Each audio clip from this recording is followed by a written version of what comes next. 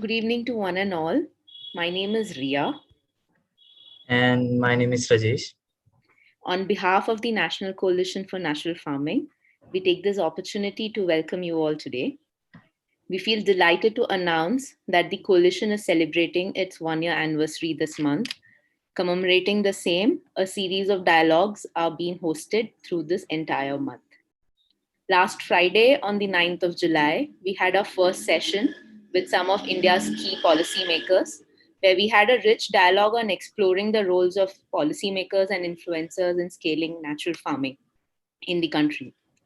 And taking this agenda forward, today we are all gathered here with members from various national and international philanthropy donors and funding communities who are each representing the different causes and agendas of India's development sector.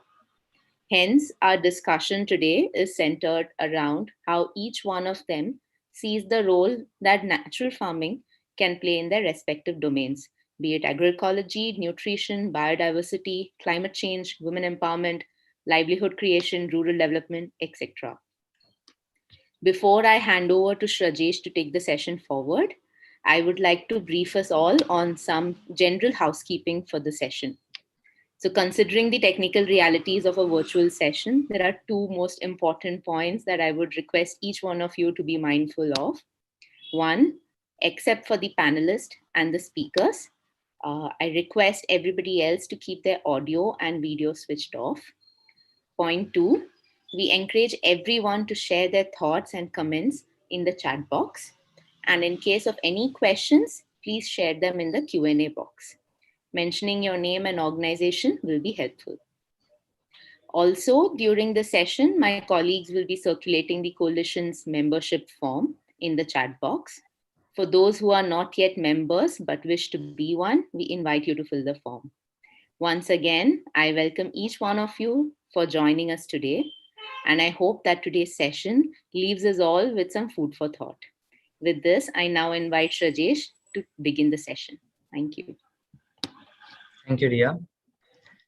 Today we have with us Shri T. Vijay Kumar, who needs no special introduction. In his 37 years of rich government experience, Mr. Vijay Kumar has spent significant time in large-scale community mobilization, promotion of livelihoods of rural women, tribal communities, and farmers. Currently, he is the ex officio Special Chief Secretary, Agriculture and Cooperation to the Government of Andhra Pradesh and Executive Vice Chairman of Ritu Sadhikar Sanstha, a government corporation for farmers' empowerment. He also guides the work of the coalition as a steering committee member.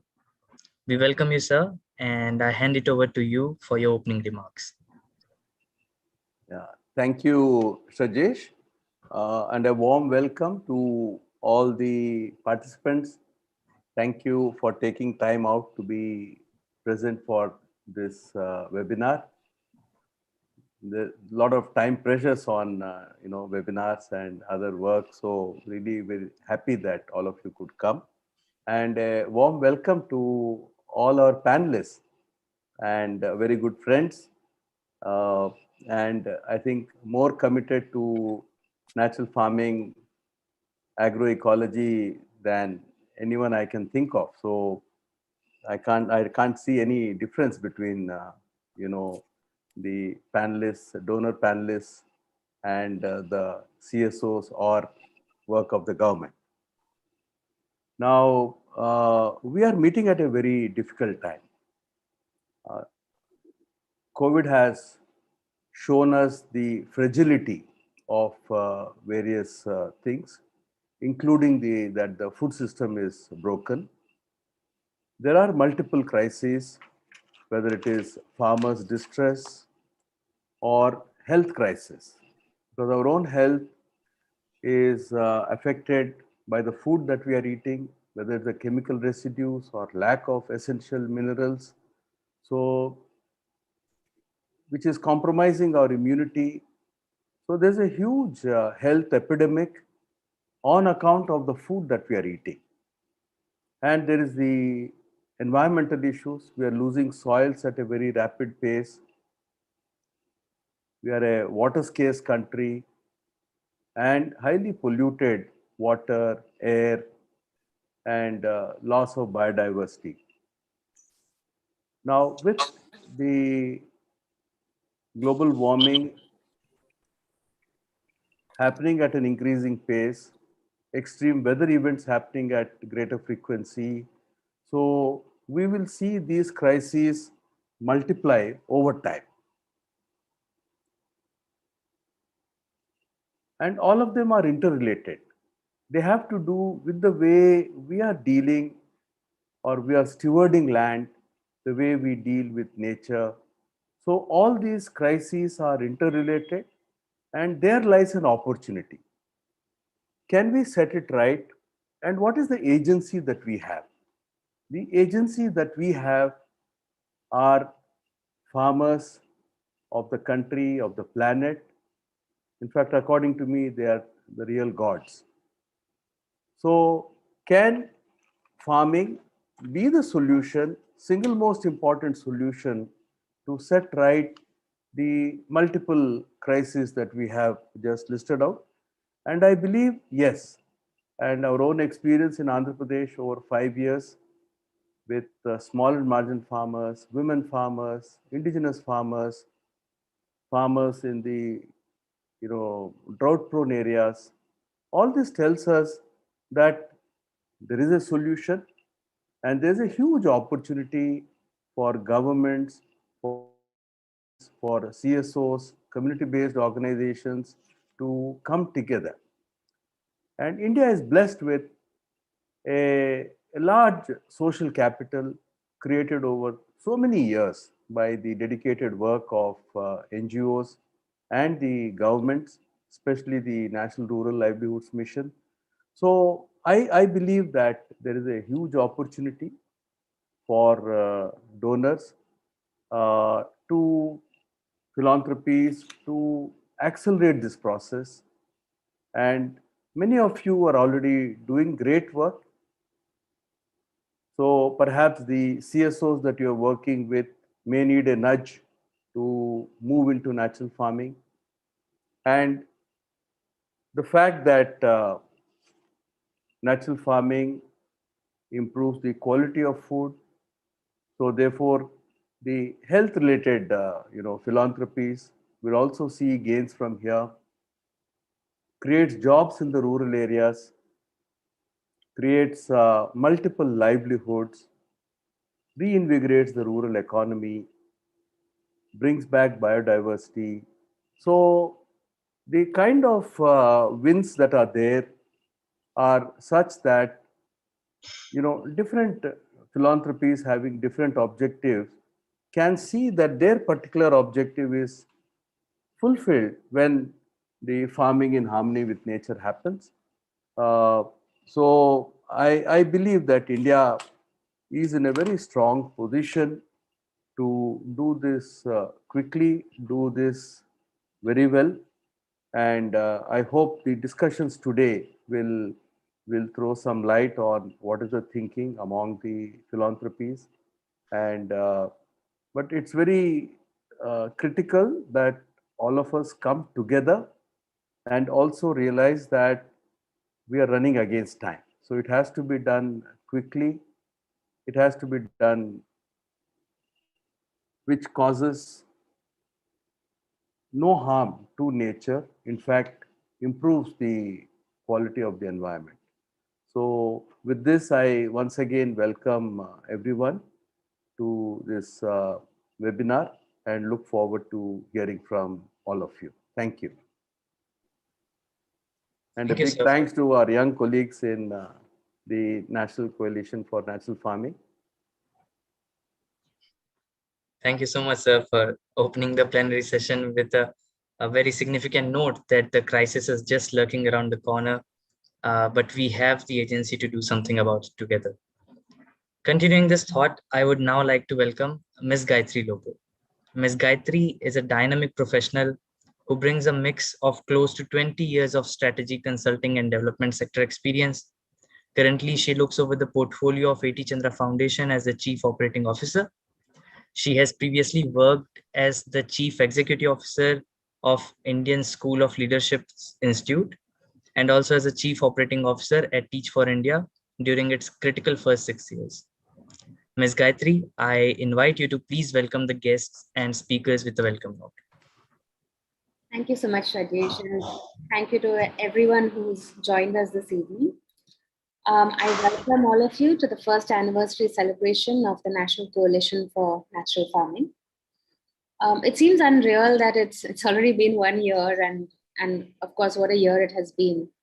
But I think if anything, this year and the pandemic have taught us that we have to focus on things that matter, right? On livelihoods, on our health, on climate change, and if what better time to set up something like this. Our foundation's journey into natural farming all happened, I would say, almost by chance, or maybe I should say serendipity is the right word. We've been working in the area of rejuvenation of water bodies for many years, and during one of our field visits, came across a natural farm and were pretty astonished by the quality of the produce we saw there. So we started supporting the work of that nonprofit, and in the process, got more and more interested in the space. We then supported a dipstick study, which looked at the experience of about 100 farmers who had moved to natural farming. And then we were pretty astonished and pleasantly astonished that 87% of them had positive outcomes.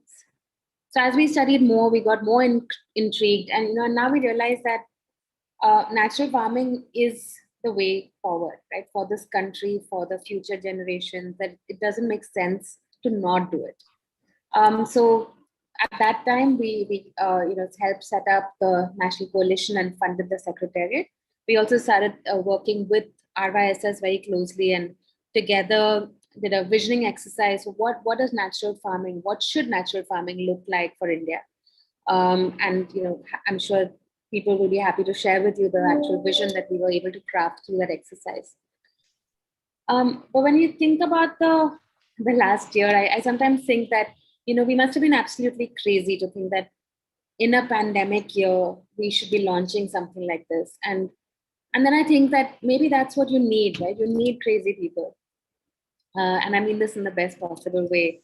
I think it was Steve Jobs, I think, who said that people who are crazy enough to think that they can change the world, they are the ones who actually do. So I see this group, and I see the early proponents of natural farming, looking to change not just India but changing the world. And I would say my request to the other funders.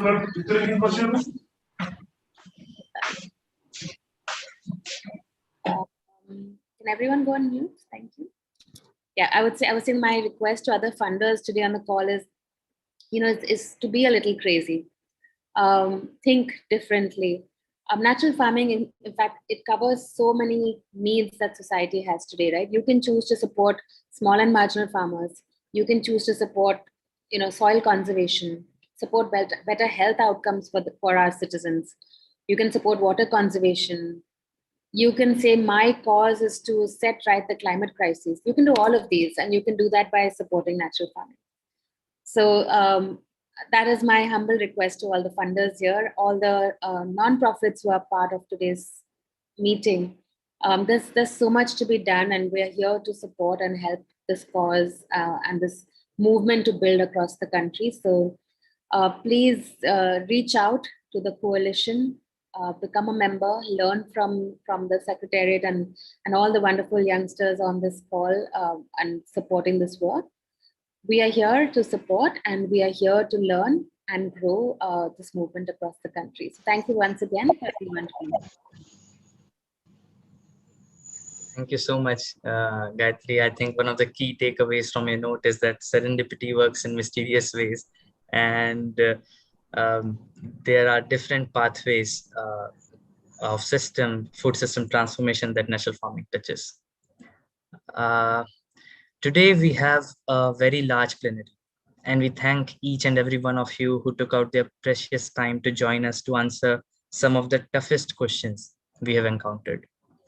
Our multimodal plenary includes Ms. Angela Cordiero from Agroecology Fund, Mr. Anwar Sheikh from Ajim Premji Foundation, Ms. Aslesha Khadse from Thousand Currents Foundation, Ms. Joanna Kane Potaka from ICRISAT, Mr. Ravi Chaturvedi from Global Leadership Council of Procter & Gamble, Mr. Shirish Sinha from Children Investment Fund Foundation, Ms. Taskeen Machiwala from Ajim Premji Foundation, and several other esteemed representatives from the donor community and many well-wishers, including our membership. At the end of the introduction round, I would like to introduce our moderator for today's discussion, Mr. Hisham Mundol. Mr. Mundol is a champion of the development aid sector. Among his many jewels, he has helped set up operations to develop history's biggest free knowledge project, Wikipedia in South Asia, and has headed one of the world's largest philanthropies dedicated to children, the Children's Investment Fund Foundation. He currently serves as the Chief Advisor India to Environmental Defense Fund. EDF is helping sustain and protect coastal and agricultural communities in India. I welcome you, Mr. Mundol. Please take the discussion forward. Thank you. Thank you very, very much. And welcome everyone. First of all, the participants list is a whopping 87. So thank you for giving this time of yours. I know for most of us, it is Friday evening time in India. So thank you for that. The backdrop on my Zoom thingy is a picture from the Nilgiris, from the work done in the space that we're talking about today by a wonderful organization called Keystone. And so I was with them yesterday and just thought I'd share this with you to get us all into the right zone and space. There are strict rules about how we're supposed to conduct today's session, but I wanted to just imagine that all of us are in this backdrop that I am showing right now. And if we could just have an open and honest and constructive conversation about natural farming, because once upon a time, all farming was natural farming. And then because of the pressures of profits and the pressures of, sorry, just give me 1 second. Because of the pressures of profits, because of the pressures of needing to generate additional food supplies, there was a whole shift out and natural farming almost got decimated. It then kind of resurrected in what I can best describe as, hippie tree huggers. Over time, and this has taken a while, it is now gradually emerging as a significant lever on action towards securing our planet for future generations. If I had an option of naming this session, it would be, how do we move natural farming from the romantic into the strategic? How do we move it from a hobby and a side activity to something that is central and core to a lot of what we are seeking to achieve? There's many barriers, and we're going to try and address a number of them. There's the question of evidence. There's so much of natural farming is intuitively logical, but we need an evidence base to support that. There is the perennial question of, are you able to scale? And another thing that we should think about is the political economy in which we operate. And for the purposes of this conversation, just let's assume Chatham House rules, and then let's just have an open conversation on what are the kind of barriers that we need to anticipate. One last point I'll make, and then this is building on what Gayatri said. Agricultural interventions at scale require a huge amount of resources. The interesting thing, though, is that there are lots of resources that are emerging directed towards this. And so from the funders' perspective and all of the donors in this group today, there is a massive leverage opportunity that you can avail of through, for example, the fact that 7 lakh or 700,000 farmers in Andhra Pradesh are engaging in one of the world's largest natural farming initiatives of anywhere in the world. The fact that one of the world's biggest research centers on natural farming is being established in Hyderabad. Just look at the number of big new funds that have emerged in the past 12 months around carbon credits. There is huge leverage. The question is, can we as a philanthropic and a donor community catalyze a lot more of this work in India and addressing scale? So that's what we're going to try and do today. The format is there are a number of questions, and we have the panelists who are out there, and I'll ask them to introduce themselves when they answer their first questions. But please keep questions, comments, perspectives flowing on the Q&A box. They are open now, and amongst the panelists or others, please feel free to answer them. Just imagine we're in that rice field behind me, and we're having a chat. So let's try and get that level of engagement. The first question I was going to ask was to Angela, which is, and this is talking big picture. Can you tell us, first please to introduce yourself, and then can you tell us a little about how you see natural farming playing the role in transforming food systems, in fostering the well-being of people and the planet? What's the big picture? Why should we even look at this as a critical lever? Angela. Thank you very much. Congratulations to the National Coalition of Natural Farming for your first anniversary, and to the organizers, and on behalf of the Agroecology Fund, thanks for the invitation. I had the opportunity last year to visit India for the first time, and I felt very excited and a big emotion in my heart, because 40 years ago, more or less, in 1981, 1982, one of the first books I have read when I started my own way in the agroecology, natural farming, doesn't matter the word that we give, but these values that we share in terms how the food systems should be organized, is the book that is called the Agriculture Testament, that was written by a British researcher that was in India. This book was published in 1940, almost 80 years ago. And basically, his inspiration to develop all his theories and proposals in soil management was based on observations that he did on how agriculture was done in India. And there are very interesting things. I was reading this book again when I came back from India, and he says something. We know from long experience that the fields in India can respond to the hunger of the stomach. Mixed crops are the rule, is the respect that the cultivators of the Orient have followed nature's method as seen in the primeval forest.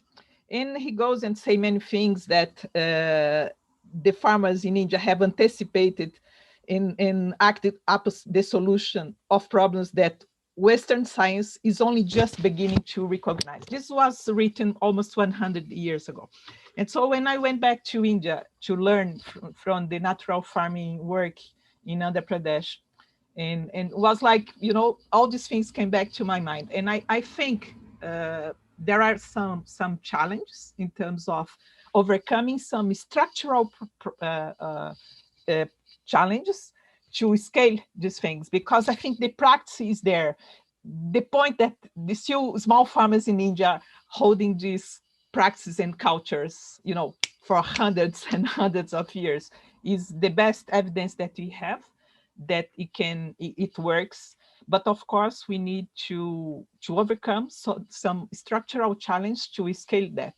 And so I think the natural farming is a proposal that if there is more support from public policies, the support that today is driven to industrial agriculture, if this support could be driven to natural farming agroecology, certainly the speed that these initiatives that we have seen in Andhra Pradesh can scale very fast. I could give an example from my country, Brazil. Here in Brazil, around $6 billion is given to the pesticides industry as a subsidy. If we could move this $6 billion to support the development of agroecology, the story would be completely different. And so I think there is lots of questions that we need to answer in terms of building more evidence, but we have a testimony, a kind of testimonial evidence that is these farmers that are practicing and keeping their farming system going on. But definitely we need to put more attention on change that we need to do at policy level to remove the barriers at the structure of the policies that drive agriculture development and the way that food systems are organizing to move forward. And India is a very important example that not only for India itself, but for the whole world. It's a real inspiration and example that has been very influential to other processes in other parts of the world already. I think I expended all the 2 minutes and I have to join the conversation later if other questions come. No, appreciate that. No, thank you for that. And there's a couple of things which we should come back to. One is the point on subsidy. You speak about a $6 billion price tag in Brazil. We're sitting on a significantly higher amount of fertilizer subsidy in the country. But there's also another thing that you spoke about in terms of generating public pull and opinion towards natural farming, and we should talk about it as well during the course of today. What does it take to build that appeal for natural farming, the demand for it in terms of policymakers, etc. I'm going to change gears slightly and invite the birthday boy to tell us about who's celebrating their first birthday today, or not today, but this month. And Min, can you tell us a little about the Natural Farming Coalition, and from all of us, a very, very happy birthday. Thank you, Hisham. That's very kind. So the National Coalition for Natural Farming is a unique network of stakeholders committed to accelerate the adoption of agroecology-based farming practices, commonly known as natural farming in India. Our mandate is to help 50 million small and marginal farmers fully adopt natural farming in 10 years. We have a long way to go in reaching that target, but we have come a significant distance in 1 year by building a compelling network of over 400 organizations and 650 members from across the country. Our membership includes farmers' institutions, CSOs, education bodies, research institutions, retailers, donors, and government institutions. We are well poised to serve the needs of our members and to strengthen the commons needed for collective development of the natural farming ecosystem. Currently, the main areas of our focus are research and documentation on all facets of natural farming, market linkages and consumer awareness, capacity building at scale, bio-input resource centers, funding opportunities for our partners, building of state chapters where there are opportunities, and forming a large network for better sharing and communication among stakeholders. We welcome everyone who is interested to be part of this journey of systemic transformation towards natural farming. Thank you.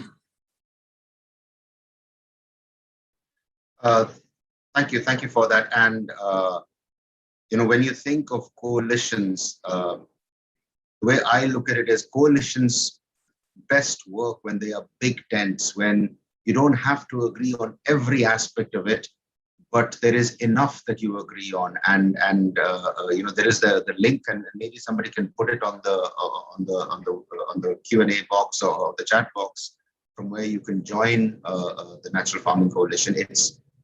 It needs lots of members. It needs people to share, and as you become part of it, you realize that there's a lot that you can gain and contribute.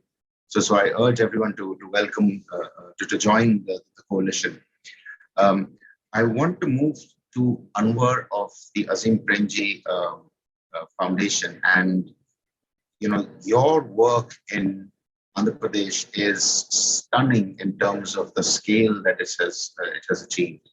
And that is one of the single biggest challenges of natural farming initiatives, quite frankly, anywhere in the world.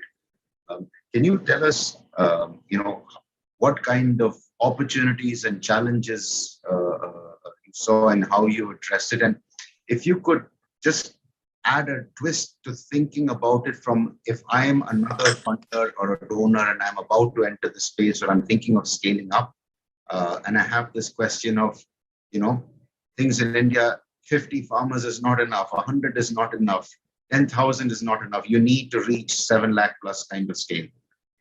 Anwar, please. Thank you. Yeah, thank you so much. I also wanted to congratulate the National Coalition for their amazing effort. I think really appreciable. And these days, I think connecting people is not an easy job at all. See, our journey connects with almost like 4.5 years when we have first met Mr. Vijay Kumar. So a lot of our emphasis on the leadership. So in our first meeting, when we heard the idea and we were quite impressed, I think we felt that we need to have a very strong leader to make things happen. So that was one of our first condition to the AP government. I think that it has to be led well. So and when we reflect back 4.5 years, and we see a lot of reflections, and it's quite an amazing journey. We are almost like consider ourselves as a co-traveler, but not necessarily as the kind of the leader that's on the ground. See, the key aspect in the beginning when we thought that that the instrumental to making progress.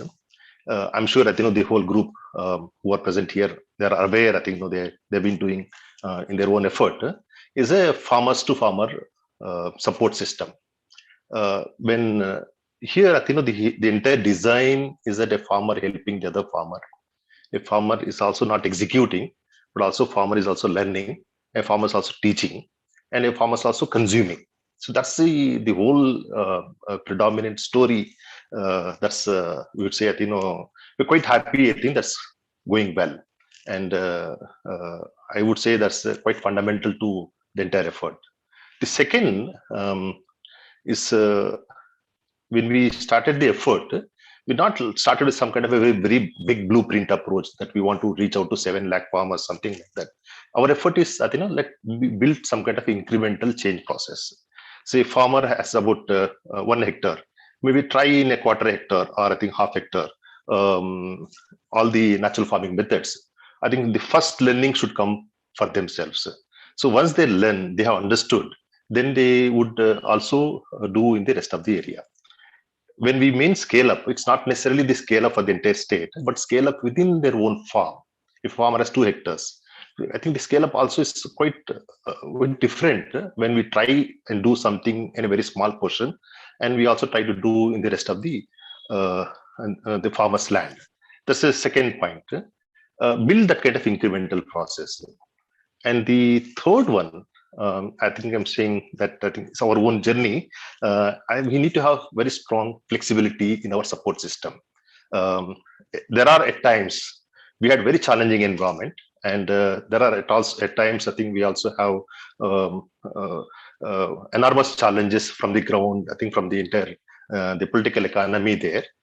The effort is that there are a few situations where we have changed our own foundation rules to support RYSS, to continue our support to them. So that way, I think we wanted to retain as a true partner to them. I would say that this kind of work is quite instrumental, and also please anticipate some challenges, and challenges could be anywhere. And this third point and last point I just want to share and conclude. When we started, I think we felt, like the entire Andhra Pradesh into one overall uniform effort. But over the period, our journey is not like a single story of the entire state, but also the Andhra Pradesh has 3 regions, and our story is emerging in a very different way in 3 different pockets. So we have 3 agroecological regions in Andhra, and the story from these 3 is very different. Maybe we need to have that kind of inbuilt strategies in the agroecological regions within the state. So I'll stop now. Thank you. Thank you very much. I'm particularly fascinated by the point that you said about having to change your own foundation's rules or processes or procedures to be able to address this opportunity. Because again, when you're thinking natural farming in India, small land holdings are an integral part of the ecosystem, and you're going to have to find different ways of reaching there. You raised the point about the challenges of individual farmers, and I want to move to one of the bigger question marks that has always been there is around incomes, farmer incomes. And I want to ask Mr. Vijay Kumar if he could talk about this. There is a hope that natural farming can increase rural prosperity, and I call it increasing rural prosperity rather than poverty alleviation. We must start thinking about how we generate rural prosperity rather than assume that prosperity is only in urban markets. Does natural farming help or hinder incomes of smallholder farmers, especially? Mr. Vijay Kumar. I believe very strongly, and I'm saying this with a lot of experience of talking to farmers, spending time with them, and the fact that over the last 5 years, we have, role in about 3,700 villages and 700,000 farmers. So 90% of them are small and marginal farmers. And they are the ones who are most distressed by the current chemical agriculture. They are desperate. They are looking for a change. And they see this as a godsend. So we have taken this up, especially for small and marginal farmers, tenants, landless farm workers, because landless farm workers are around 30% plus. So they need to benefit from natural farming. So straight away, the costs come down, costs of cultivation come down. The yields stabilize. They are increasing in the tribal areas. In the rain-fed areas, they are more. In the irrigated areas, there is a slight decline. But the cost reduction compensates for this. So the net income is always much higher. But even there, we don't take a risk. We tell the farmers, if you have 1 acre, you try it in quarter acre or half acre.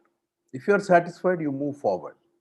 And the most important outcome, which I got from women farmers especially, they told me, in every village that I have visited, they said our health has improved.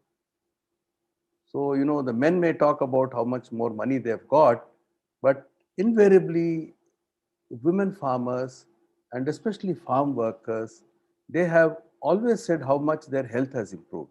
So I think our perception of what is needed to move the needle is different from the farmer's perception. And resilience, we had 2 very heavy rain events, floods in Andhra Pradesh.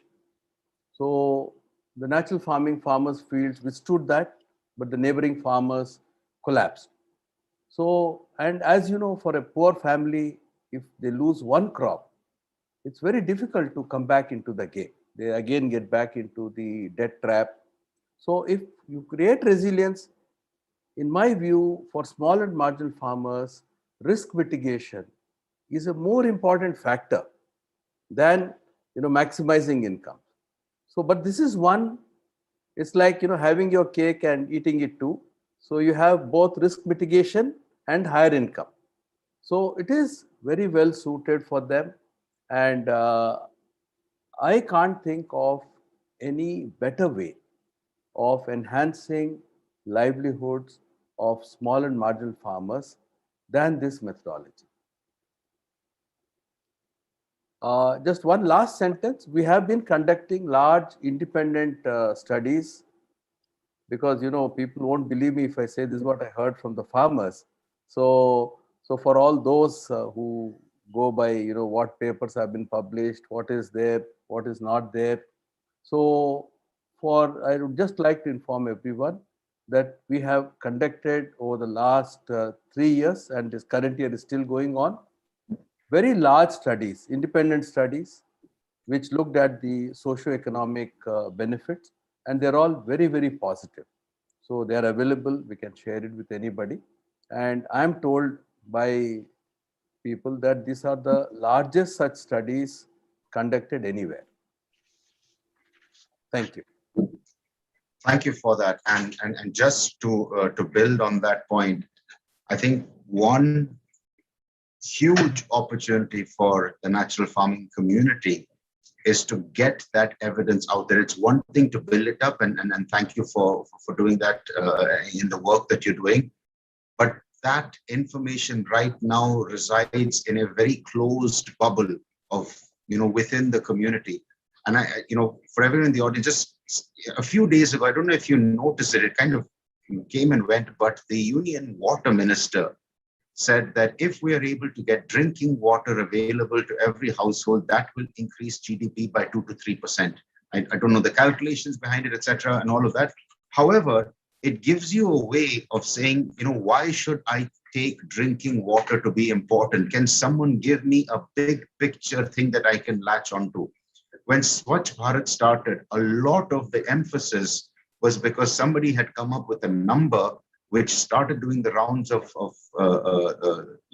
policymakers in Delhi, that there was, I think it was 2,400 rupees per year of preventable health costs per person. We need those kind of numbers. So from the data that you've got, if we're able to get it out there, you're likely to see a lot more traction and momentum and buy-in from the farmers themselves to begin with, but policymakers and everyone else in the system. The data is available in the public domain, but we also have even more interesting data. Natural farming is enabling 25% reduction in water consumption. So that straight away impacts the water situation in the country. So there are many, many wins. So we are doing a very systematic research.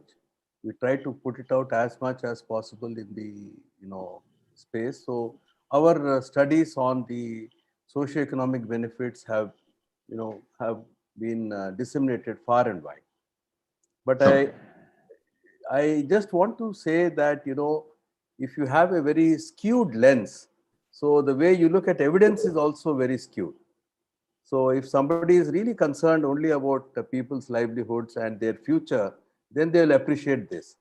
But if somebody thinks that, okay, I have studied this chemical agriculture and only that is correct, then even this data will be trashed. So that's something I would like to caution. Sure. No, appreciate that. That's a very sobering thought, and we should, and later in the questions, we will be talking about how do we get all of the things that we need to measure and provide some balance between what our priorities are. Because if you look at it only from a climate lens, you will fail. If you look at it only from income lens, you will falter. You touched upon women farmers, and I want to ask this next question to Ashlesha from the wonderfully named Thousand Currents organization. And it's about, in the broader area of agriculture, you don't tend to think of women as the first constituency. A few months ago, I think India Spend had this thing saying, our caricature of the Kisan as a man is now statistically wrong because the majority of Kisans are women. How do we integrate women into the story of natural farming? What is their role and what is their place in the whole natural farming discourse? Ashlesha. Yeah, thank you so much, Hisham. And I work for Thousand Currents, which is a US-based grant-making organizations, and they fund grassroots groups in the global south in food sovereignty, climate justice, and solidarity economies. And thanks for this question. Thank you for creating a space for women's farmers in this conversation on natural farming. Oftentimes we feel that women are missing from the narrative, but I want to be a bit more provocative and say that women are not missing, but they are, I would say, superficially represented sometimes, and sometimes it's even instrumentally represented. Sometimes we say, okay, let's use a photo of women to show a success story, but I want to bring the voices of feminists here, of women's movements who have, asked us to use caution, and they have asked us, can natural farming and agroecology automatically be empowering for women? And if not, what is it that natural farming has to do? Is natural farming helping women to access land, which is the fundamental problem in India? Women are mostly landless. Is it helping them to get unexploitative credit? And so, in the words of JFK, he said, ask not what women are doing in natural farming, but ask what natural farming can do for women. And that's the kind of spirit I hope that we can always embody when we're talking about women and natural farming. And I think in India, we are already very fortunate. We have excellent state programs. For example, Vijay sir has already been eloquently talking about the AP program, and there's also Kudumbashi. There are other programs. I think what's fundamental about them is that they started out as women's livelihood programs, and women were always at the center of these programs. And agroecology was then layered on top in terms of the other programs. And so the center has been women, and they have worked very hard to make sure that women can access land, they can access credit, that they have their own spaces, they are getting the training, the leadership is being created.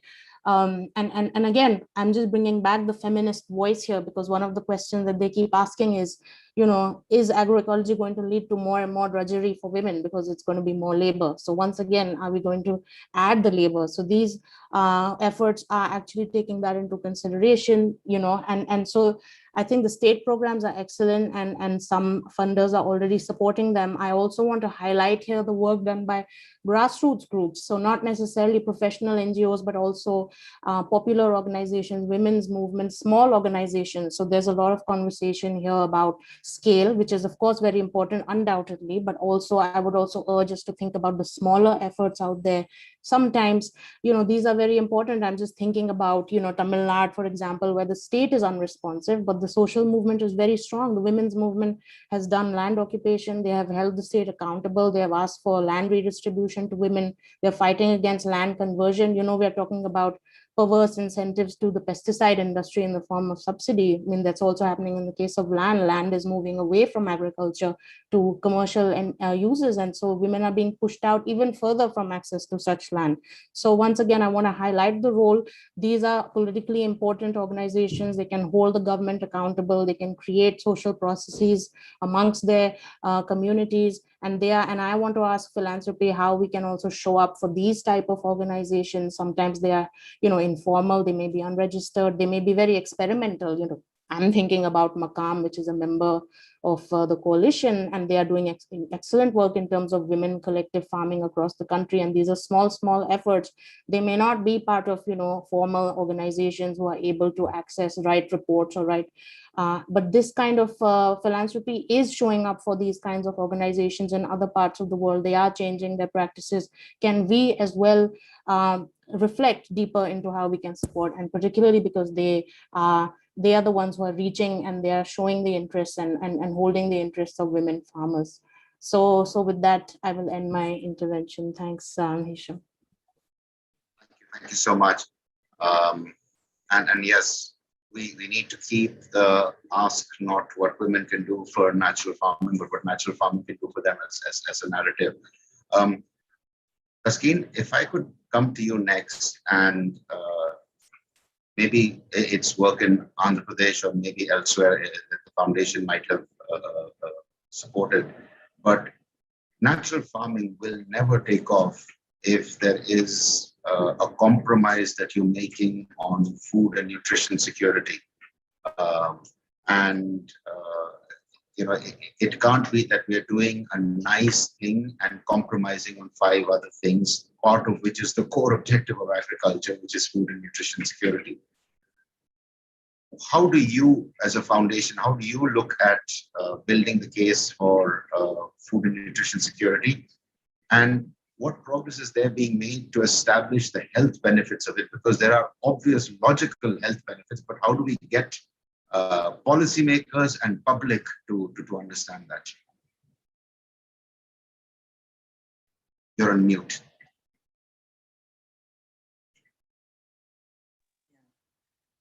I'd like to start by wishing the National Coalition on Natural Farming a very happy birthday.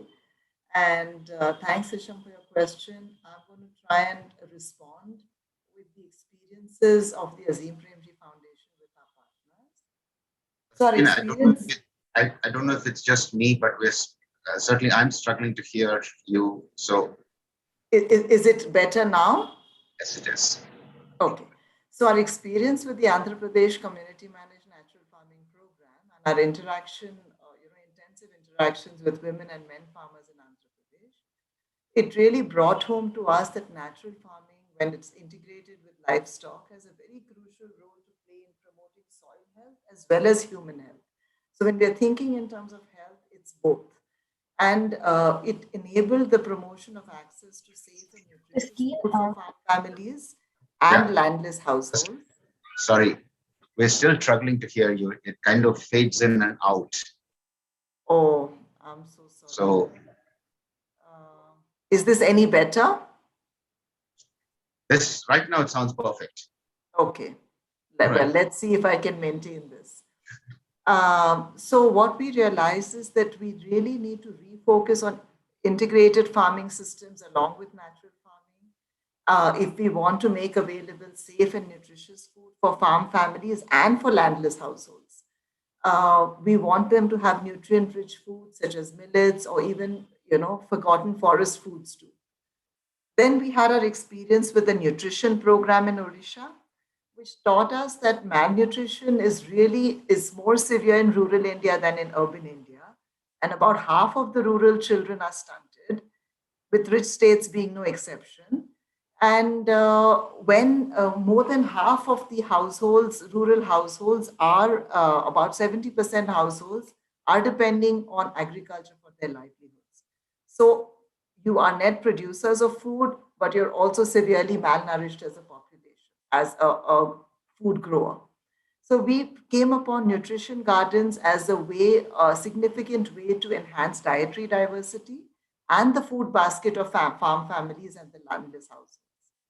The other thing we realized in the course of our consultations with partners who are working with tribal women farmers, small and marginal rain-fed farmers, researchers and policymakers also, that although 70% of our rural households depend primarily on agriculture for their livelihood, and about 80% are small and marginal farmers with less than 1 to 2 hectares, farmers are still net purchasers of food, and they have significant expenditure on health, which they feel is compounded by the intensive use of chemicals for farming.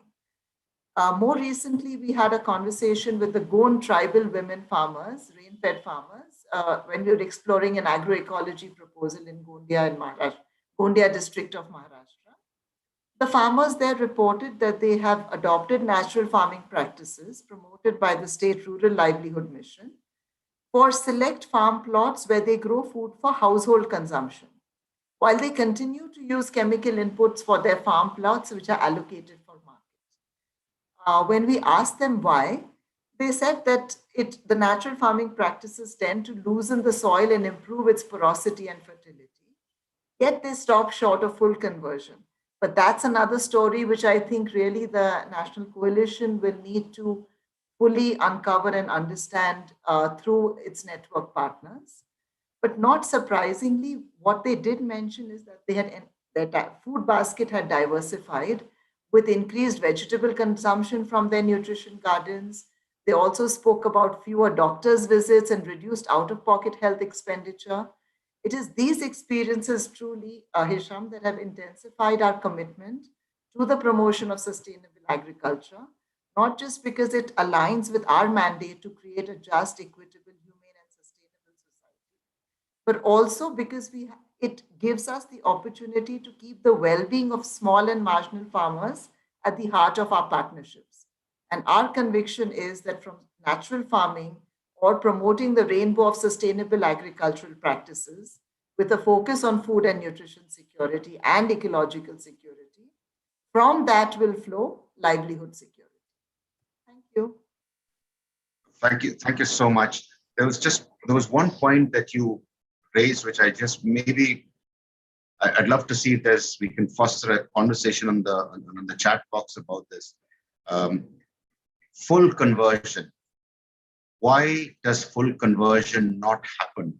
What can be done to promote full conversion? But before that, if we don't get full conversion, partial conversion is still progress. So, oftentimes we want the perfect solution or nothing. And it's a pathway, and it takes time, and you have to convince a really large number of constituencies. And so just on the chat box, if would love to hear what participants' opinions are on should we be looking at full conversion or not, and if we are looking at full conversion, what are the kind of things that we can be thinking of doing around full conversion? Thank you, Tasmin. Thanks, Tan. I want to move to an old friend of mine, Shirish, and this is the question on natural farming and climate change. And the question is, how do we start thinking of natural farming beyond, cute and quaint and nice to do, and move it to a strategic lever? And how do we think of natural farming? When you have that picture of a coal-fired thermal power plant, there is an opportunity there. How do you similarly look at it? How do we get everyone to start looking at natural farming in that light? Thank you, Hisham. First of all, many congratulations to the National Coalition for Natural Farming. And we are so glad at SIF that we are part of your journey and look forward to more interactions with you. Hisham, yes, most of the debate on climate globally has focused on large fossil fuel industries and looking at the coal power plants and decarbonization over there. And that needs to be done, no doubt about that. And that's even if you look at the nature-based solution approach that is being talked very aggressively in the climate negotiations and discussion these days, it cannot be a substitute for decarbonization. So that's very clear. If we look at, and this is some of the analysis that we did last year, the agriculture and the land use related emissions in India is roughly around 20% of India's total emissions, plus and minus here there. That's significant. If you look at after the energy sector, that becomes extremely significant. Obviously, majority of that is methane-related emission, which is coming from the kind of agriculture practices that we have, or from the livestock. But it is a significant source of emissions as far as agriculture sector is concerned. And in fact, some of the analysis that we've done shows really that nearly 80-85% of the agriculture sector emission is from food production itself. So if we really see from a perspective or from a climate change lens, the basket of solutions that emerge from natural farming practices provides us the opportunity to address these different elements of the sources of emissions in the agriculture sector.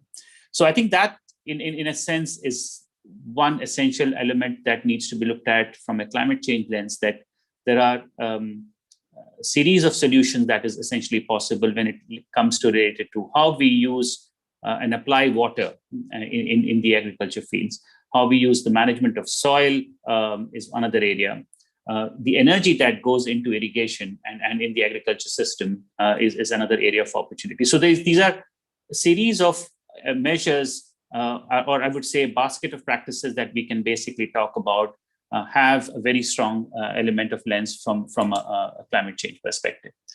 So if I look at broadly the way we at SIF have started to address the issue of land use and climate change linked to agriculture and regenerative agriculture in particular, we see there are four related areas of work that needs to do. One, there is a need for us to continue to protect the natural carbon sinks, and that really focuses on in a more near agriculture terms, we'll have to look at the common lands where you can essentially create those additional carbon sinks that is possible.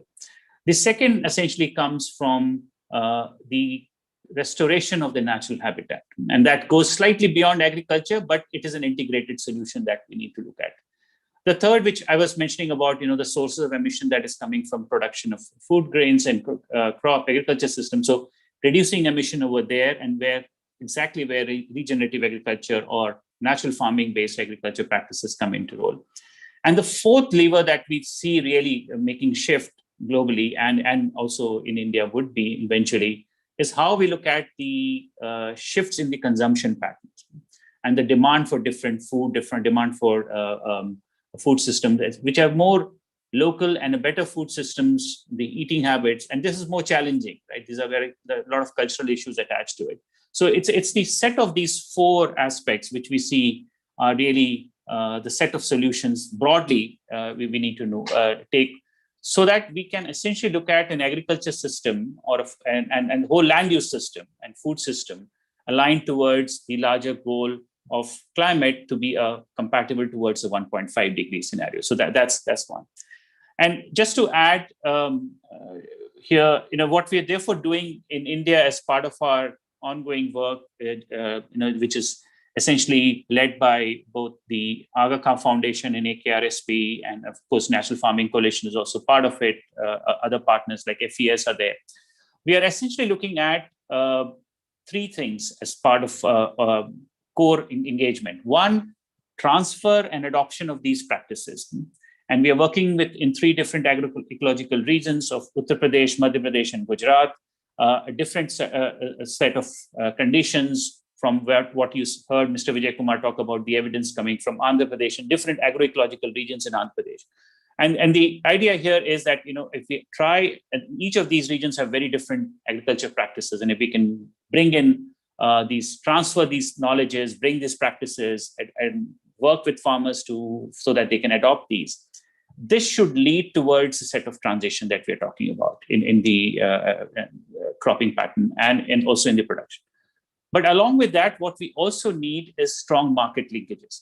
Farmers would not really make that shift unless they see that there are clear demand for these products, and therefore looking at the market linkages both in the near vicinity to the farm villages, but also in the urban areas. So I think that is one strong element that we are trying to do.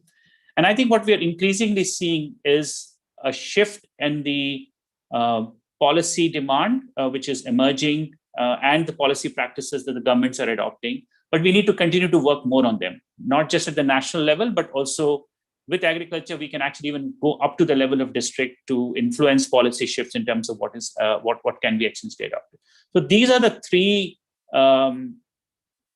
core pillars of our work. But I just want to end by saying one more point, that what we have also realized is, and this really goes well with the point that Mr. Vijay Kumar is making, is that in case of Andhra Pradesh, now there is strong evidence that is emerging of the benefits of natural farming. There is data that is emerging. The field level data is not very uniformly available. And so one of the things that we are doing, in addition to all the core pillar of our work, is to build that evidence in these three areas. So to whether these practices really lead to, and what kind of the quantification that is needed around the GHG emission benefits, right? It is, we talk about it from a climate change lens and say, yes, regenerative agriculture or natural farming can lead to emission reduction, but the actual field level evidence is still very weak, and we need more stronger data to be created for that. So the kind of question that you were saying, point you were making earlier, that can we convert this into the value proposition of what benefit it brings to farmers, what benefit it's bring to the economy as such, or to the funders would like to see those numbers. So, and I think building that, the economic benefits, the environmental benefits of these practices, more evidence from different parts of the country would also substantiate and make it much more stronger. So I'll pause here, Hisham, in terms of what we think is going to be a comprehensive set of measures, which is required to make sure that it is a very clear part of the climate change strategy. Thank you. No, thanks, Siddhant, for that. And there were two takeaways from what you said. One was don't think of this as individual silver bullet solutions. You need to think about it as a system, and some of the interventions might be classifiable as natural farming interventions and some might not, but that's okay as long as together they're working. And this is, you know, something that other funders could also consider, where sometimes what you tend to have is we have, you know, structures and everything needs to fit into, you know, a strategy or a structure of a team that we have. We have to be thinking a little broader. And the second point on, you know, getting the environmental benefits, the economic benefits, etc. And the message that I would convey to everybody is just think beyond the constituency, beyond the natural farming constituency. The idea behind this coalition is not we tell the 400 members of this coalition everything about natural farming, because we all know it. The question is, how do you have 400 points of light that are, you know, taking the message out there to, you know, regional television news channels, talking to the editor in a 10 lakh population town, the editor of a newspaper in a 10 lakh population town, talking to the local MLA and MP, explaining to them what is the economic and strategic case for natural farming. Mr. Vijay Kumar spoke about the water reduction. A 25% reduction in water is huge. You know, Tamil Nadu and Karnataka are at each other's necks forever. Someone wants to build a dam now. Imagine if the discourse went into natural farming and what's possible. So thank you for that. We'll come to the government point in just a moment, but I just wanted to come back to the multiple benefits that are there. And Joanna, if I could ask you around nutrition deficiency, around diabetes prevention, management, and hunger. These are three really big challenges in the country. And how do you look at it from the opportunity? And hopefully there are no challenges, but if there are challenges around natural farming, what are they that might hinder this progress? Okay, thanks, Hisham, and congratulations to the coalition. You know, it's so great to hear that you're not just working in a silo, just talking about natural farming for the sake of the environment. And it's really important that nutrition is integrated into that. Just like really good companies who have now their sustainability reports and they have their triple bottom line. We created what we call a smart food triple bottom line, and it's designed especially for the agriculture and food industry, where we say any solution should look at what's good for you, good for the planet, good for the farmer. And ensuring that all those three go are always considered together and not in silos. And that good for you is the nutrition and health component of it. Now, there are some natural, more obvious benefits from natural farming that do help with nutrition and health. So I won't go into them. I mean, and that's all the fact that both the farmers and the consumers have fewer chemicals they're exposed to, and the fact that the soils will be richer, which means the product that's grown in those soils have more nutrients as well. So they're the ones that tend to come more obviously. But I think what I'd like to say is that we have to try to think more about how can natural farming ensure that that nutrition and health comes as well as a key component. Now, one way to look at that would be to say, okay, are the strategies we're looking at also looking at the staples? So where the staples are typically 70% of the plate, that's going to have a huge impact on nutrition and health. And where it's typically rice or wheat or white refined rice, which have very, very little nutrient value and typically high in the glycemic index, or a big issue for diabetes, how can we diversify that? And so it's not one thing versus the other, and a few times tonight already, people have talked about diversification. And we know diversification on farm is helpful for the environment. We know diversification in the diet is critical. So if the strategies could not just talk about diversification, but diversifying the staples, because if you're diversifying what's 70% of the plate, you can have a much bigger impact if you're diversifying what's 30% of the plate. And especially as that 70% of the plate really typically is not nutritionally valuable, and typically is a little harder on the environment as well, with the water usage, etc.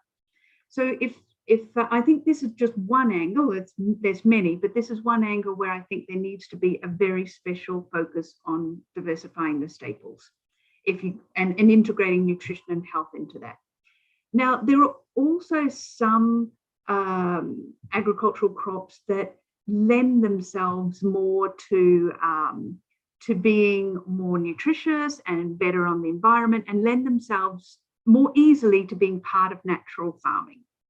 And of course, millets are one of those which are almost naturally grown organically anyway. Doesn't mean they always are, but they're easier to integrate into a natural farming system. Plus, they were the traditional staples, and they just happen to be super, super nutritious. So I think this is something where there should always be an additional component that looks at how can you diversify those staples with the millets. Now, just a few points on the nutrition and health benefits of millets. And we've just finished a whole series of studies that are all in with scientific publication, ready for them to come out very soon. So we've done the biggest systematic reviews on looking at millets on diabetes, and we have found that it does help manage or reduce diabetes. And of course, India is number 2 in the world for number of diabetic people. And one of the biggest impacts is that white refined rice. So if you could diversify the staple with the millets, it can have a huge impact potentially on diabetes. Now, depending on the variety of millets, the majority of millets can be very high in iron and zinc. And iron and zinc are in the top 3 micronutrient deficiencies.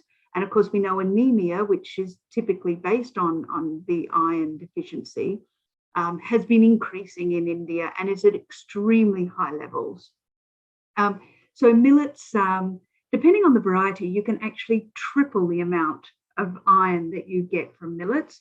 Millets have significantly more iron than, say, even meat, which is quite surprising. Now, plant-based iron is absorbed less than meat-based iron.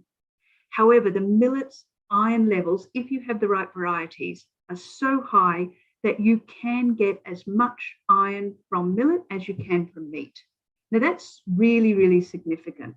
But it means, though, that when we're looking at the farming, we need to go right down to variety and choosing the most nutritious varieties, which rarely is done. And it's harder to, because you can't see the nutrition. So it's a lot more difficult. But that's got to be integrated into the solution, going right down to variety. But some of the other health aspects, so the ragi, which has got 3 times the amount of calcium as milk. Now, milk already is recognized as a calcium-rich food. It's already highly nutritious. Yet ragi has 3 times the amount of calcium as milk. We've done the studies. The bioavailability, which means how much of that calcium you absorb, is almost the same as what calcium you'd absorb from milk, which means the ragi is a hugely rich source of calcium, which is extremely important for children's growth and extremely important later in life for women in preventing osteoporosis as they lose calcium from their bones. It's also, the millet's also very, very high in fiber, antioxidants, and so on. So they're just this really amazing superfood. So yeah, integrating that, I think, is helpful. And it was mentioned before by Shirish, I think, about the whole demand side. Everything has to be done with just as much effort on the demand side. Otherwise, we'll lose out. And we do typically tend to put emphasis on the production side. And when we're talking about bringing in new foods, diversifying the diets, changing the way we do things, there's a huge need, and it's not just building demand from consumers, that's absolutely critical. It's building demand across that whole value chain, food processors, government's awareness of it, retailers, and so on. Absolutely, absolutely. No, thanks a ton. I'm sorry, I'm interrupting only because I want to ask a probing question on the demand side of that. But something that you said earlier, which I want to reiterate, the idea that there is that 70-30% ability to segregate and focus on diversifying that 30%. I'm making this point now because from a funder's perspective, oftentimes when you're going through your internal decision-making process, the one thing that the decision makers love to see is focus. Not trying to solve all of the problems in the world, but identifying that this is a lever that I'm going to try and administer some influence on. And so funders would be well served to look at this 30% argument. Thanks, Joanna. I'm in the interest of time, and I know that Priya has just put in a message saying if it's all right, could we take another 15 minutes maybe? I know we were scheduled to end at 8:30. So if you could stay on, that would be wonderful. Demand and the example of Denmark, which is one of the few countries where the demand for organic or naturally farmed produce has now outstripped supply. And finally, and I'm seeing on the chat box a lot of conversations around fertilizer subsidy and how do we create a level playing field. The sustainable, most powerful level playing field is when consumers say, I want naturally farmed produce. And the way we look at a green premium in, for example, steel or cement or some other spaces, is there a green premium that can be charged for consumers on natural farming, given the additional benefits to the environment and health? But can I invite Ravi and Pankaj to talk through what can be done to generate that demand in India? Okay. So my name is Ravi Chaturvedi. I'm a neophyte in this entire field. And to be very clear, I don't work for the Global Leadership Council of Procter & Gamble anymore. I used to 13 years ago. And also the Procter & Gamble company doesn't work in foods at all. My interest in this has been peaked, if you will, as I got associated with, through some friends, with men and the coalition. And the truth of the matter is, and we've talked about the demand side, so I'm going to focus my comments precisely there. The truth of the matter is that despite a lot of talk, the adoption levels of however you describe naturally farmed products isn't very high. In the United States, the grocery share of organics is 4%. In Germany, it's 5.7%. 20% of consumers in Germany claim that they mostly buy organic products, but they clearly buy only, even if they buy all the time, it isn't the whole basket. And so you have to wonder, and you did mention Denmark, and Denmark is being recently touted as a bit of a success model, yet the grocery share of organics is less than 20%. So there's a long way to go. And as consumer persuasion experience, the hypothesis, first we have to be very humble. There's not a lot of evidence that we know how to significantly increase adoption. So we have to learn our way through in India and everywhere else. What we do know if you think about the narrative on natural farming has always been, to me, as a buyer, as a consumer, a lack of negative. It's free of pesticides and it's free of chemicals and it's free of GMO. And I said, so what? So what do you do for me? And I think we need simple narratives whereby the consumer can experience the benefit for themselves. And I'd refer to two conversations or 2 points which was made earlier by two of the speakers. So the women in Andhra Pradesh experiment are saying, our health is better. Wonderful. That's a consumer experience. Somebody else talked about in Orissa, and healthcare expenses are lower. That's wonderful. So the lady before you were speaking to, Joanna, she was talking a lot about nutrition. That's beautiful. But we need to connect it to things which the consumer can experience. So what can the consumer experience out of better nutrition? I fall sick less often. I can see it, I know it, I can measure it, I can experience it.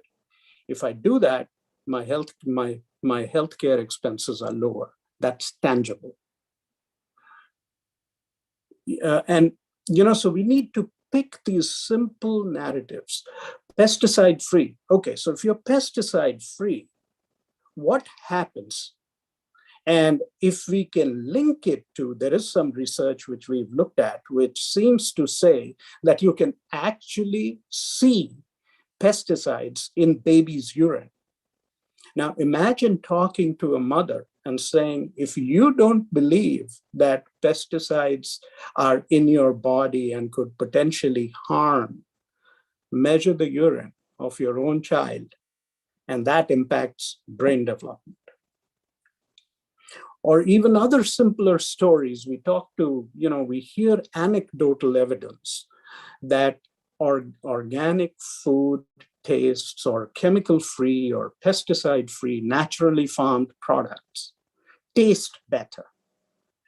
That's a great narrative if I can build it into a simple taste test. Get a chef, get him to use naturally farmed products versus not naturally farmed products, identical recipes, tell the consumer in a blind test, taste it.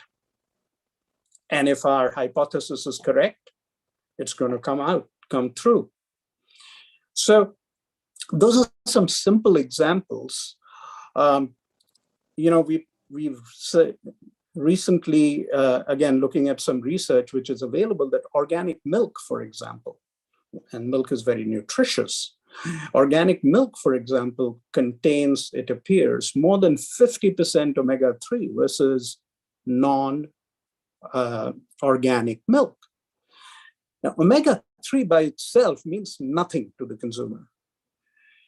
But if we can measurably show through simple blood tests that the triglycerides come down, it's something you can experience and measure.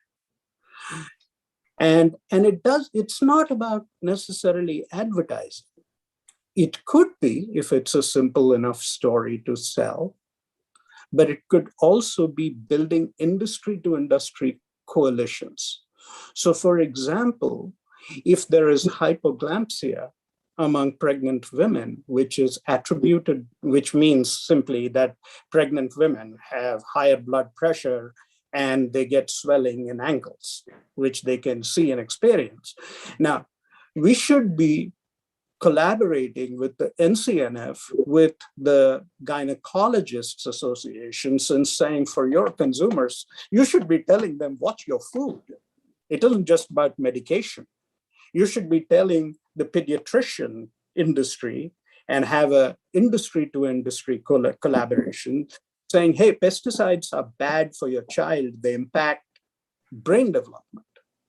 So there are multitude of ways we can go out and create simple narratives, focused messages, which the consumers can experience and for themselves. And that's the only way consumer adoption happens. When people experience the benefits themselves. And we have to go with the humility on saying nobody in the world knows how to do this, which means we pick small areas, cities, small towns, and go and experiment and research and learn how to create consumer adoption. Thank you so much. That's hugely insightful. I loved the bit about not necessarily thinking about it as an advertising challenge, but the industry to industry linkage. Just imagine if there is a partnership built between this coalition and the Indian Institute of Pediatricians, or whatever the equivalent of is, and every pediatrician and every gynecologist in the country is telling every person who comes in front of him or her that the message that you just said. The power of that is massive, and part of what funders and implementing organizations will be well served to think about is how do you make sure that you're adequately resourcing the advertising and communications and marketing effort and those industry linkages, because far too often we completely under-resource those. The two analogies that I will give you: Coke is, I don't know, 150 years old or however old it is, it still advertises. It needs to advertise even now, despite the fact that everyone knows it. The second example that I'd give you is actually closer home and hopefully slightly better to everyone all around. For the longest time, nobody could agree on the exact scale of the climate challenge until the seminal report came out by Nicholas Stern many years ago, and that 1.5 degree figure landed. What's interesting to note is that 2/3 of the costs of that effort were on communications, and 1/3 is on research. And hand on heart, when we think about much of the work that we're doing, 95% is on the research piece, and there is a kind of a token thing that we do on sharing it and getting the message out there. So both on the research side as well as the communication side, please invest in getting the message going. Yeah, and Hisham, one other point I would make: our task as an industry defined as natural farming industry, is really to focus on the industry. And it isn't a brand effort, it is an industry effort. So think of, if we can get consumer adoption, no matter which brand they buy, the entire, it's like all boats rise in a rising tide. And that's our attempt. And the green tea industry has done this, the eggs industry has done this, the milk industry has done this, the cotton industry has done this, the wool industry has done this. Hey, even the diamond and the gold industry have done it. Absolutely. I couldn't agree with you more. I'm going to move to a slightly different dimension, and if I could invite another old friend, Gautam John, to speak about the water dimensions on natural farming. Mr. Vijay Kumar had spoken earlier about how natural farming can reduce water consumption by 25%. But can we think about how to integrate these two communities in a sense better? And from your organization's perspective, how are you thinking about the opportunities and the challenges of scaling up natural farming in India?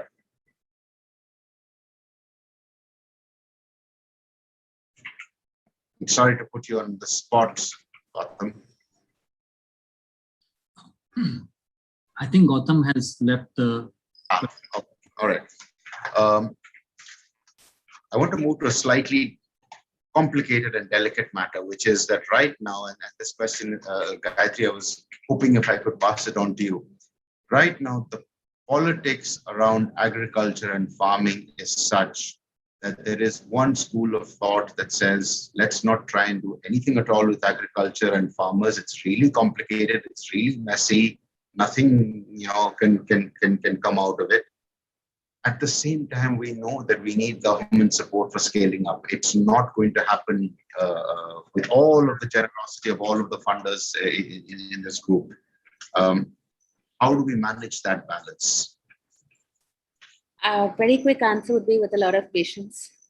But we've seen changes, right? We're seeing governments waking up to the need of small and marginal farmers, of health. I'm not going to repeat the points made by others, but I think what it'll take is a bottom-up movement combined with political will. And the political will part obviously takes longer than a movement, strangely enough. But it's good that governments are waking up to the need. Niti Aayog in the last meeting has very vehemently said that they want to support this. I think we are starting to see those winds of change. We still have a long way to go, but I think it's about making these positive steps in the right direction. I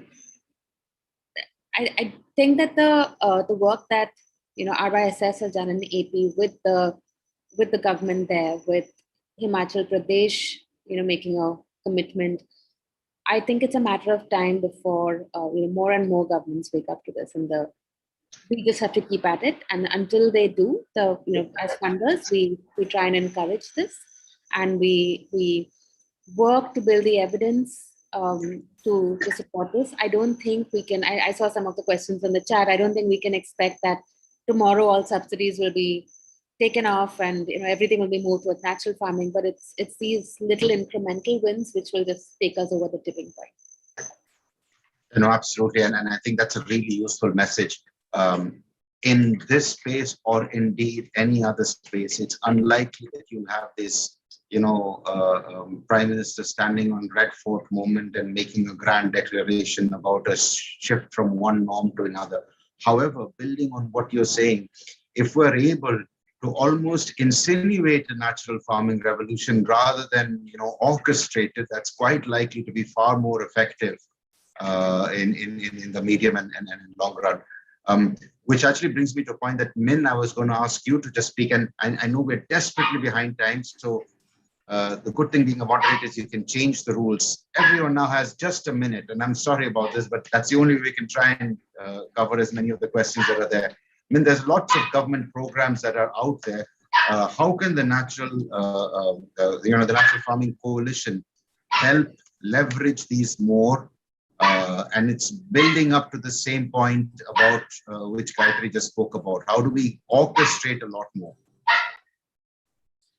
Thank you, Hisham. I'll quickly respond to this. Like you rightly say, there are a number of government programs and schemes today that promote aspects of natural farming. However, there are hardly any resources for the implementation agency, which is typically a civil society organization. These organizations also need support to pilot innovative ideas and support community-based initiatives. We are exploring the feasibility of creating a fund that is resourced through multiple donors, and the funds made available to agencies who are involved in scaling the various aspects of the natural farming ecosystem on the ground. We are sharing a draft proposition with everyone today for further discussions and refinement.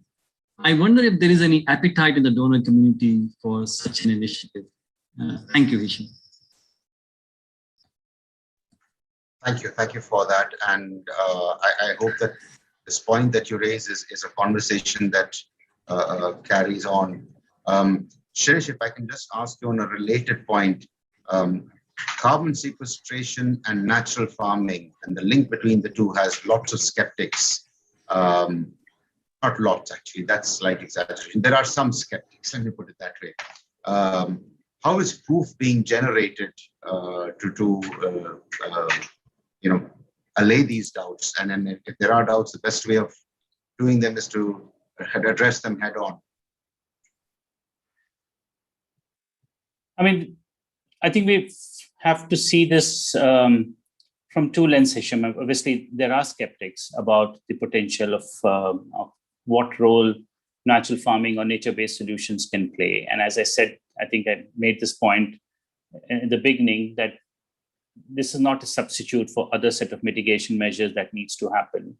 there is evidence being generated. There is information available. And I think what Mr. Vijay Kumar talked about was very specific to Andhra experience, which has also helped us when we were designing our investment in India.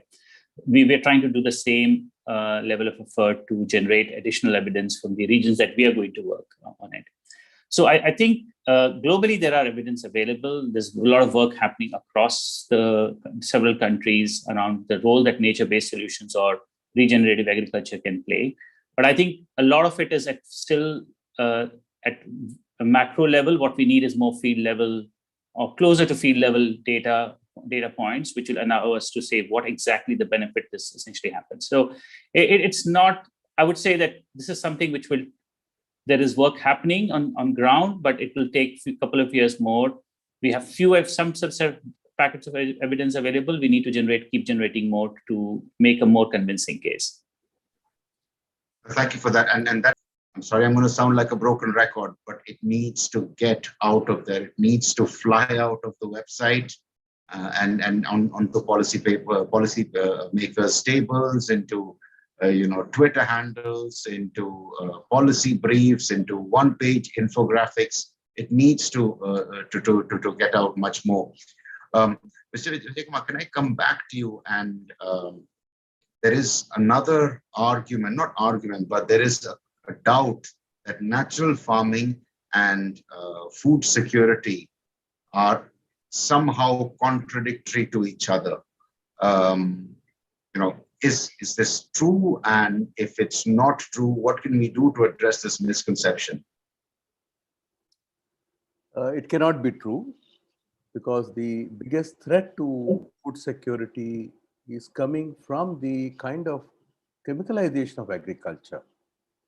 Because the kind of agriculture that we are practicing, we can actually call it destructive agriculture, because it is contributing to climate change. And more important, it is only calories, nutrition is missing. So the natural food, the studies that we have done, very large scale studies, and if the yields were declining, if farmers were making losses, we won't have new farmers joining natural farming. So the evidence, because this year we plan to go to 1.1 million farmers and farm workers. So the fact that people want to join itself is a big evidence. But more important, scientific studies show that the nutrition content of natural farming foods is much higher. And the global hunger index puts India very low, and the stunting and other factors are not just not having enough calories, but not having enough nutrients. So that is the big problem. And in natural farming, we are able to demonstrate through the polycropping approach, crop diversity. So farmers take 8 to 10, 12 crops. There will be a major crop, but there will be a lot of minor crops. So that itself is enhancing soil microbial diversity, and in turn enhancing the nutrient content in the foods, all the foods that are being produced. So if you want nutrient integrity in the food, then food produced through natural farming is the best bet. And I think I just want to highlight the fact that time is running out. So there is a huge crisis. There's already a crisis. This crisis is going to become bigger and reach a very dangerous tipping point in the next 15 years. So this is the window that we have for transformation. And I'm also member of the UN Food System Summit. I'm vice chair of the Champions Network. I've gone through so many research papers coming out. So all over, there is a consensus that you need ecology to be kept as the boundary condition. You can't breach it and then not face the consequences. So we need agriculture, we need land management that basically puts us back in harmony with nature. So it's not a luxury of saying that, okay, should we do this or should we do that? You have one form of agriculture which is proven from all counts, it is destructive. So whether you want to continue with that, then you know the consequences. The kind of evidence that we are asking of natural farming, we have never asked about the conventional agriculture. The kind of externalities, breaching of nature, low nutrients. So that people think as that is the natural part.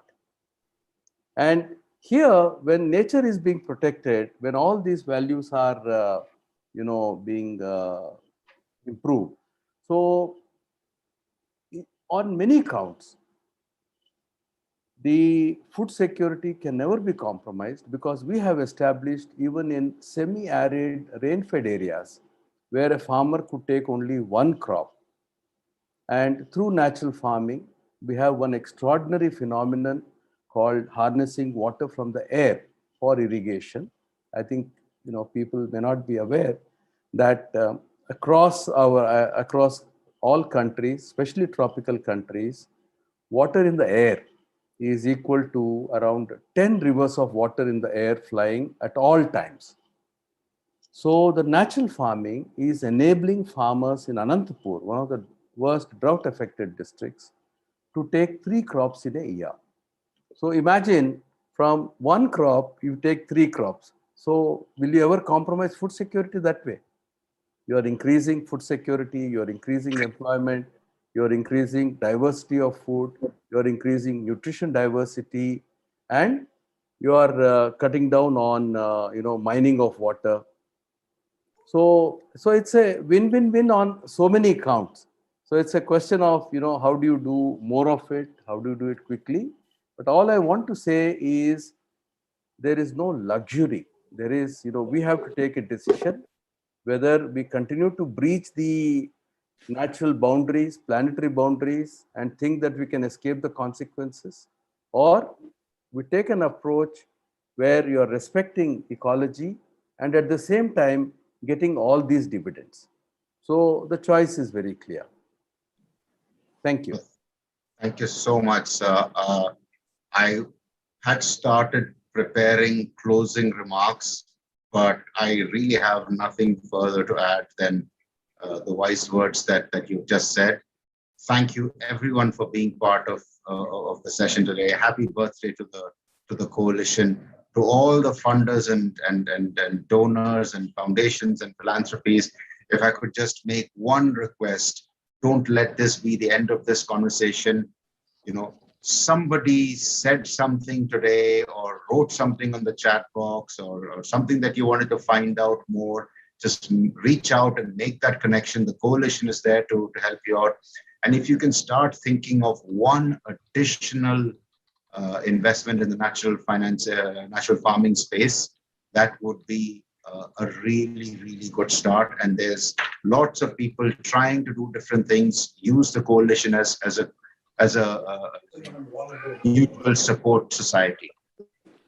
Men, back to you to the coalition. Thank you all.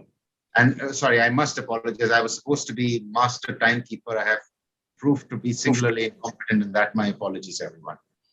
Men, back to you.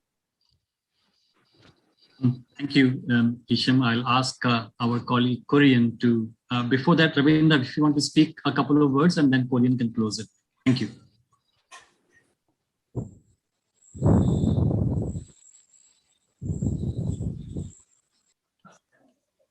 You said something? I didn't know. Do you want to say a couple of words before we close? No. Just one point that today the concluding ideas in mind that's coming is the questions that we ask. If natural farming is a way forward, so far, whether it works, whether our farmers adopting, whether we can prove this is beneficial. There are lots of questions on that, lot of discussions around that. But I think what we need to look at is, like Aslisha said, how to make it work. What does natural farming bring to women and then bring to the country?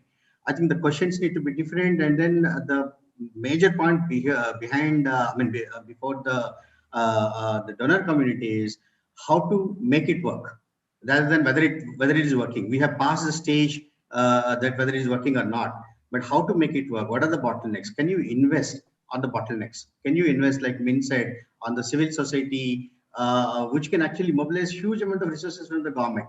there's a small bottleneck there. So if this is the time where the consumer choices are clearly coming out, farmers' choices are coming out very clearly, government choices are also coming out clearly. There are substantial experience at scale. It's no longer a niche, small organic farming. It's a nationwide phenomenon that's happening. So can the donor community respond? Not in terms of asking, whether it works, what is the proof and all that, but how to make it work. I think that is the question that I got from this meeting. Thank you, Mani. Ravindra, over to Korean. Thank you, Ravindra. Thank you very much, everyone, for attending this session today. It was a pleasure to have you all. We sincerely thank Mr. Hisham Mundal for moderating this session today. We would also like to thank all our panelists here for sharing their insights with us, which have enriched this discussion greatly. The coalition, along with its partners, is working towards achieving the set targets of mainstreaming natural farming in India. We are grateful to all our donors who are supporting us on this journey. Before we all part, I would like to remind everyone of our next and last event in the anniversary celebration. This event is being organized by all our partners from across India and will be held on 23rd of July from 9:30 a.m. to 1:30 p.m. India time. We look towards having you all. Good evening, everyone, and have a great weekend. Thank you. Thank you very much. Ciao. Ciao. Thank you. Ciao. Thank you. Have a good night. Thank you. Bye. Thank you. Thank you, everyone. And happy birthday to Thank Natural you. Coalition. Thank you, everyone. Bye. Thank you. Bye. Bye.